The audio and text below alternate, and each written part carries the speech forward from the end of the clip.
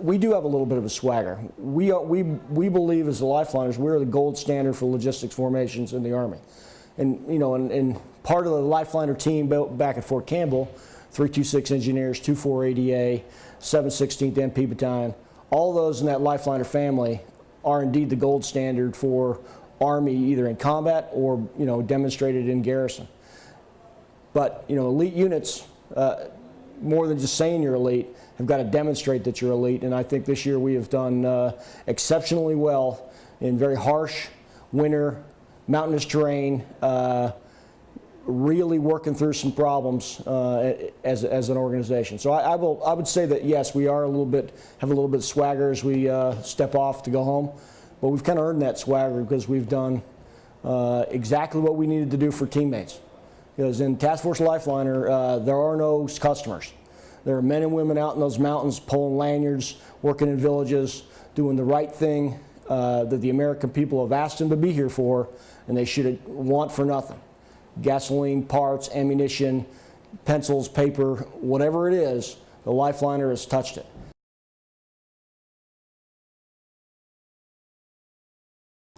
It's more than just saying that Afghanistan is different than Iraq. You have to kind of demonstrate to each of the leaders showing up. Okay, in Iraq, it is also a very tough place to fight. The differences you've got to lay out are, you've got mountains that we are going to traverse with our convoys that are in excess of 14,000 feet. Today in Afghanistan, it is snowing in the mountains. If you're above 9,000 feet, you've got snow on the ground, and it is only 25 or 28 October. I think it's 28 today. 28 October, there's already snow in the mountains. There's 3 major passes that we have to traverse with all of our convoys at night that are over 12,000 feet. So those convoys will move tonight in the dark through the snow to move that ammunition and move that mail, move that money, move that MRAP that was blown up 3 or 4 days ago to our customers. So it's the environment that you've got to lay out for each of those Iraq vets, tribally, locally, and within the 3 battle spaces we operate are distinctly different. You know, our Tactical Operations Center, my CP that pulled out of this headquarters is on the Uzbek border at Harridan Border Crossing Point, one of the major economic lines coming in out of the north into Afghanistan. That's all Tajik. And all the other battle space on this side of the mountain range, the Hindu Kush mountain range, which is about 22,000 feet at the height, and where we get over the top of that, it's about 12,000 feet. Below that's Pashtun. So distinctly different environments, distinctly different populace, distinctly different needs.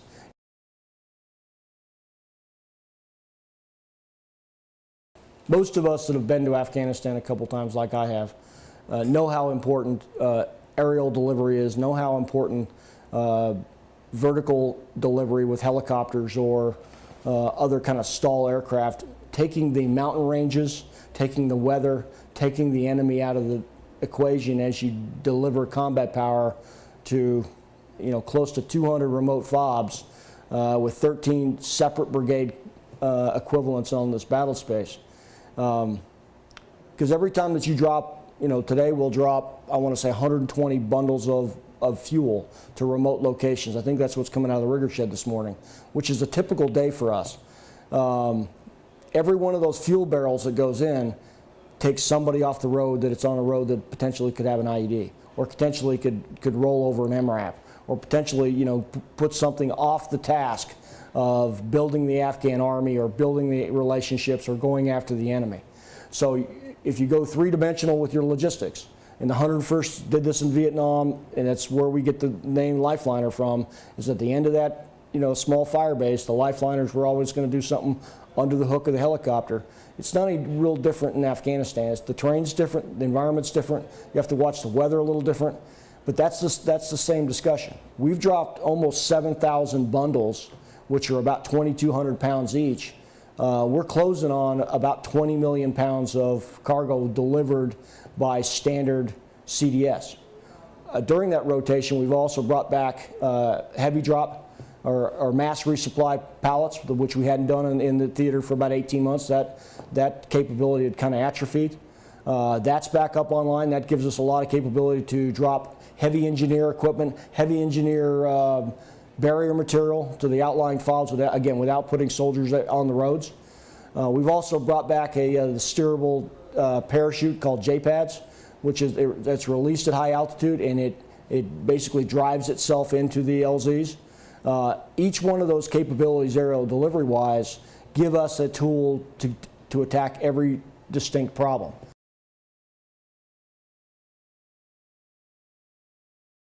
We were able to get after some of those discussions you mentioned because first, we're very good at logistics. We understood and we had the basic blocking and tackling of making sure that ammo, money, fuel, food all got to those forward FOBs. Very complex battle space. Because we were good at that, it gave us an opportunity. Those opportunities were up north, an economic line of development that we could go after, and every day we had a lifeliner in that port at Harridan Border Crossing Point, which is a series of 3 ports. There's one by rail, there's one by barge, and there's one by truck.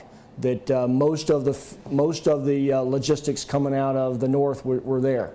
So every day we had a TAC up there, and we were doing mentorship, we were doing partnership, with the 170th Heavy Brigade out of Europe, and they had a company up there. They were doing border crossing and border police mentorship. We were taking inside the port and growing the logisticians that functioned that port, and then going after also facilities improvement to increase economic development, hire more workers, some trade, some schools. Coming down the line, there's a place, Dadati 2, which is a creation of the Northern Log Hub in RC North, right around Mozari Sharif. Dadati 2, every month we are partnering with, well, really every day, the local community, 1, to hire Afghans, and 2, to provide security for each other. To date, I think we've done 5 schools. We do a monthly SURE with each of those locations. We're rebuilding a hospital that has influence on 120,000 men, women, and focusing on the children. And then we've got schools that we go into, and we'll talk going back to that, that are literally doing 3 shifts a day to get those children through. So by improving the schools, improving the desks, with not a lot of money actually, it's a very economic form of CERP that we've gone after, Commanders Emergency Relief Funds. Now our agenda with that is the more we're tied into the local community on that large FOB, the less security problems I have because they start telling me what's out there and we have become members of the community. The upside for the Afghan populace and the local leaders and General Atta and all his sub-governors up north understand it. Educating the children of Afghanistan is the way out of poverty and the way out of illiteracy and a number of other things that will stop and for us put folks that have no other option except and put IEDs in the road. We've got 18 to 20 folks, lifeliners at each of those formations, engage with them every day, teaching them convoy ops, teaching them maintenance, teaching them medical, and ensuring that they understand their role as logisticians in support of the Afghan Army. In the last 10 years, we have grown the Afghan Army, but one of the things we have failed to look at is how do they sustain themselves. So this year, our focus has been to get those 2 logistics, combat logistics CANDAC, both 201st and 203rd, linked to their corps, sustaining their own corps. So the Afghan Army can sustain itself after we leave. It's got so well now that the 2 CLKs, Combat Logistics CANDACs, are mentoring themselves. So we as lifeliners are pulling back and letting the Afghans teach themselves and coach mentors teach themselves, which we think that's the win.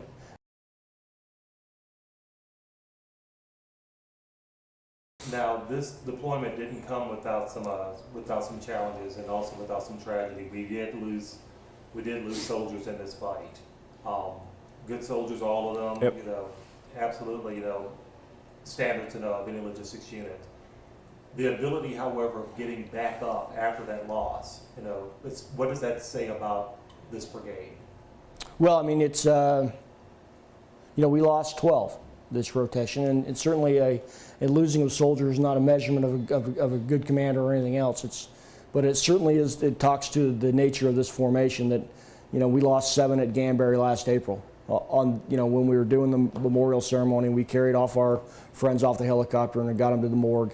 The sergeant major at that formation, as we passed out, and we told everybody to, make sure you're not calling home when this is all going on. He asked for volunteers, and within about 5 minutes, we had enough volunteers to fill that formation and some. The next morning at daylight, they took a helicopter out of here after we'd put our friends up on the C-17 going home, and we went right back to work. Every leader in this formation was out there with our Afghan partners.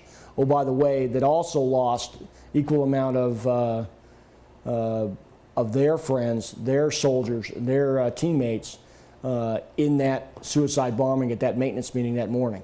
So the next morning, we re-met everybody, we regrouped both teams, and we've learned some lessons by ourselves. By us standing there that next morning, huge physical I.O. to the Afghan army that the lifeliners were still on board, and we would not let them quit. Sure, it's been hard. All those folks that we've lost out of that at Ganbury and a couple other instances I'll talk about in a second. I mean, it just shows the resiliency not only of our formation and understanding our role to those other 13 brigade combat teams that are out there, but also more importantly, the Afghans showed that we're in this, we're all in.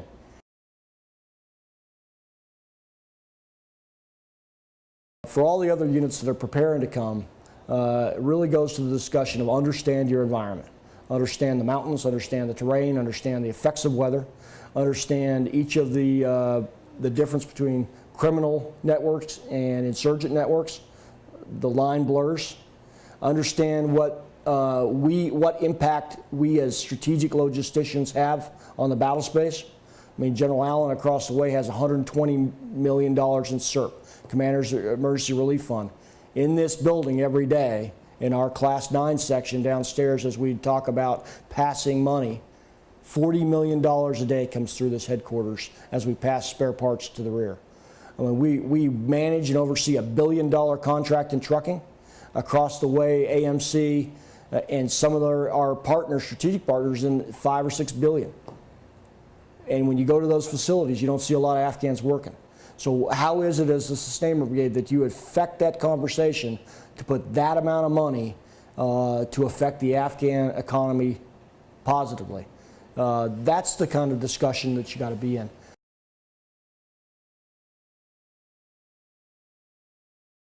Our estimate is $270 million that we saved the government by making sure containers were done, making sure processes were done correctly, making sure our contractors that we're in agreement with actually do what we're paying them to do. And we arrived and there was a lot of contractors as we transitioned from Log Cap 3 to Log Cap 4, major contractor that does a lot of the contract support for us here in Afghanistan. There were no checklists, there were no standards of what we expected as the U.S. government, and then we have revised all those lists, empowered the sergeants and lieutenants that are out inspecting it, and we enforced compliance because we believe the American public ought to be getting what we're paid for. And it's $270 million is not a small fee. Now the cost of war is expensive, but you can be assured that the lifeliners tried to squeeze every penny out of what we were doing for our, because we're all taxpayers ourselves.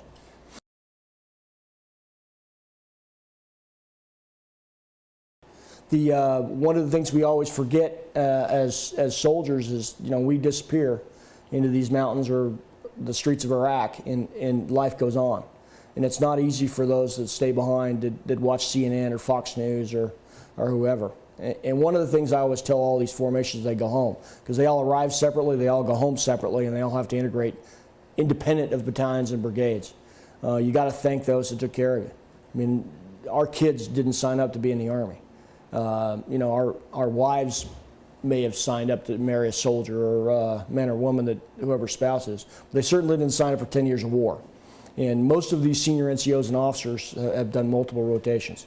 So we as a country can't do enough to thank those family members, our children, that have carried the burden of our nation for the last 10 years. It's unbelievable. Not only the families back in for Lifeliner, we have great communities. you know, as I talk to the other 10 or 11 sustainment brigades that are active component, no one has a relationship like the 101st and Fort Campbell with the community. I served a lot of different posts, and there's no place like, you know, Hopkinsville and Clarksville and all those smaller places that are out there, and you just can't believe how good it is to leave your family in a community that's going to take care of you. And it's awesome. So thanks to all those folks that are out there, and we'll be coming home soon.